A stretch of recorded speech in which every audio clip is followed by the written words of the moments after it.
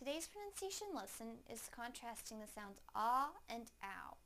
First, I will use each sound in a word. Then, I will put the words into a sentence so that you can hear them together with contextual clues. Please listen closely to the differences in the sounds. First, the ah sound in the word shot. Shot. Shot.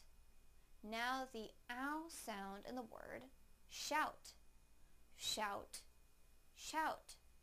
Now I will use them both in a sentence.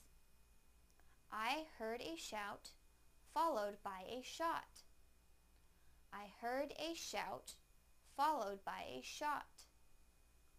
I heard a shout followed by a shot. Thank you for watching CartoonEnglish.tv's pronunciation lesson. Come visit our website for free lessons, games, and chat. Bye!